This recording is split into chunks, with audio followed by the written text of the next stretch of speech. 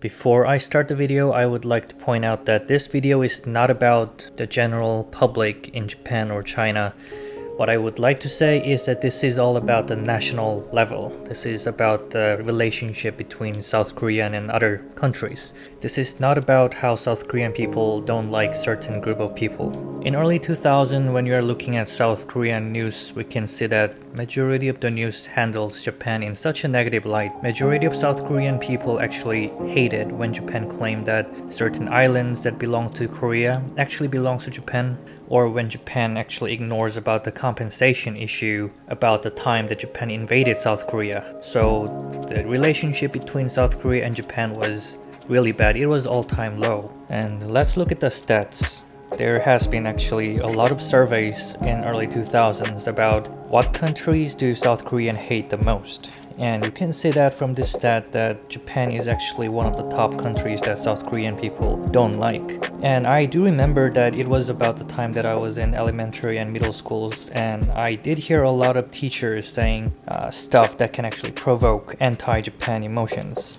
And actually in textbooks we can see a lot of phrases that makes you think that Japan is the main enemy of South Korea. But this is actually something that is understandable because Japan did do a lot of unspeakable things to Korea when they invaded South Korea, and South Korea was led by the generation that has the direct memory of Japan doing the bad stuff to South Korea. The South Korean government and Japanese government did have a lot of conflicts at that time, so it was really not a smooth ride at that time. So imagine that South Korean government and Japanese government fight each other almost every single day, and at the same time South Korean news bashing Japan almost every single day as well. So it's kind of subconscious thing that makes South Korean population to hate Japan. So older generation in South Korea, especially around their 70s to 80s, they do have deep-rooted hatred against Japan. On the other hand, interestingly, that the same generation that hate Japan, actually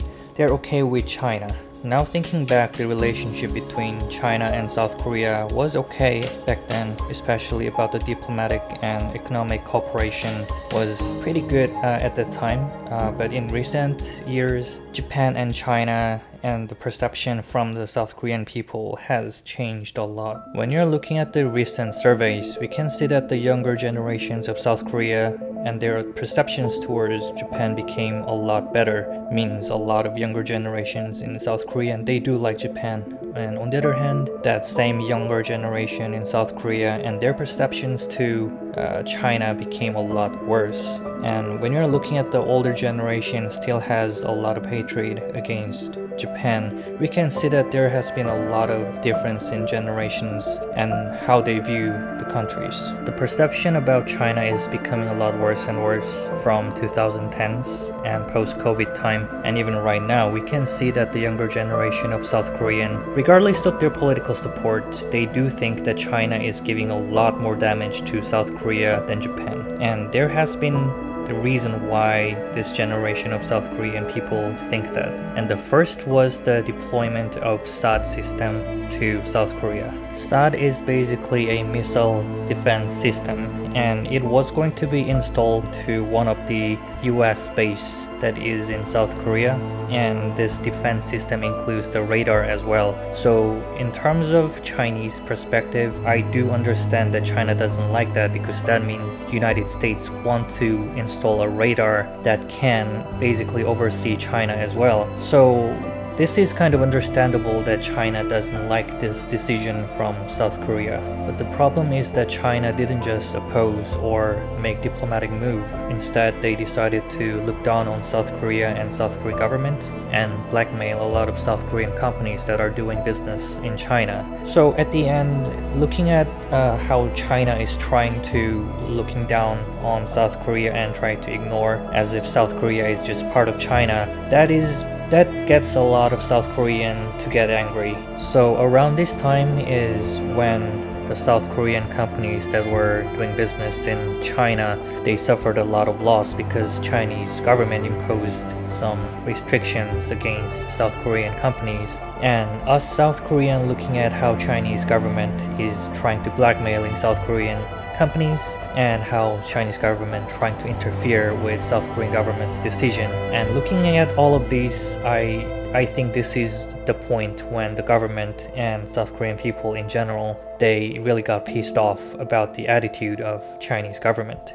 I think this is around the time that the hatred about CCP really began in South Korea. And even after this incident, when South Korean people look at how Chinese government treating South Korea really earned a lot of hatred. For instance, around the springtime, there's a yellow dust that are flying from China to South Korean direction, and especially at the east side of China, there are a lot of factories, so a lot of bad areas are coming out from that region, and those are mixed with yellow dust, and it just flies towards South Korea. And this yellow dust plus a lot of micro dust, it really ruined South Korean people's lungs. And I do remember this around March to April, the atmosphere in South Korea is really bad. You cannot even see a few miles ahead because the yellow dust is so bad. And I do remember I got a lot of throat problem around this time as well. So yeah, if you're planning to travel to South Korea around March to April or even May,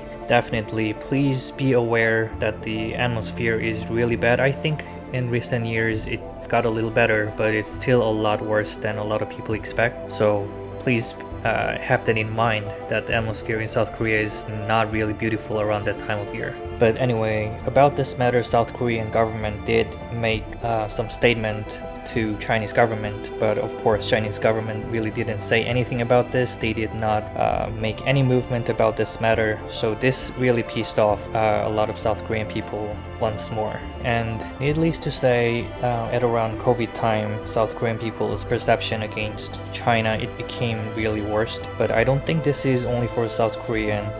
A lot of different countries criticize China for it, so I don't really think I need to mention this. But one thing for sure is that post-COVID time, South Korean people's trust about Chinese government, it just became the absolute low. And not just that, there are still a lot of things to say.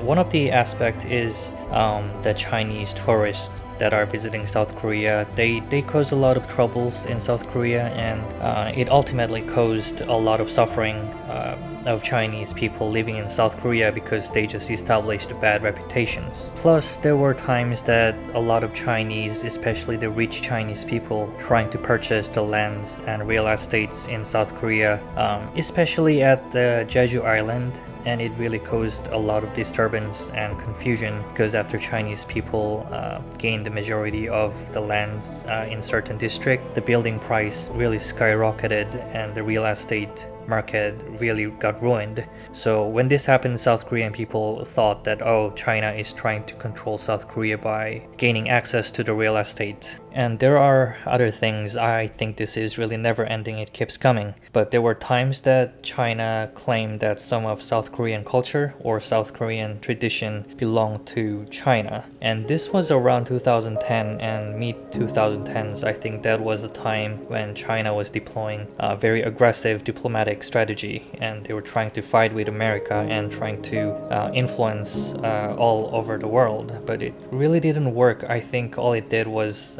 making a lot of enemies. But anyway, around this time, China made a lot of absurd claims that South Korean kimchi is actually originating from China, South Korean traditional clothes that are from China, and Korean K-pop is also from China. So they made a lot of absurd bullshits around this time. So regardless of political support, especially in South Korea, they just came to the conclusion that they do not like China and how China is treating South Korea. It just became the national consensus at this point. But yeah, so far we have talked about what Chinese government did to South Korea, and it makes us understand why a lot of South Korean people don't like CCP, but it doesn't really explain why the younger generation of South Korean people started liking Japan. In fact, from late 2010s, a lot of younger generation in South Korea, they don't really have any negative perceptions or bad emotions against Japan. And one of the first reason is that Japanese and South Korean governments didn't really have any conflicts during that time. For instance, Japanese government didn't really make any remarks, or they claimed that South Korean island Dokdo belongs to Japan, and they didn't really make any conflicts about the compensation issues from Japan invading South Korea a few decades ago. And for South Korean people, it's really easy for us to visit Japan for touring, but it's a little bit more challenging for Chinese nationals to enter Japan for tour because there is a little more restrictions. And I think this is because South Korea and Japan both really want to be friends with America, and they try to distance themselves from China a little bit. But apart from the political matter, I think the most important factor here is that there has been noticeable increase in cultural exchange between South Korea and Japan. And I think that really made the South Korean people and Japanese people bring them closer really naturally. For instance, there's a lot more collaboration between J-pop and K-pop, movies and shows, and even foods. I think in general the culture between Japan and South Korea, I think they are more compatible to each other. And looking at the fact that a decade ago the relationship between South Korea and Japan was really bad, and now we are getting along, makes me think that in the future we definitely want to have a good relationship with China as well. There is really no good benefits in fighting, especially for South Korea and China. We are really close geographically, so I think this is best for each other, that we just go without conflict and we just help each other up. So I think there has to be a collaboration and cooperation in government level as well, and in the future I think, and I really hope we do get along at the end as well. Thank you for watching.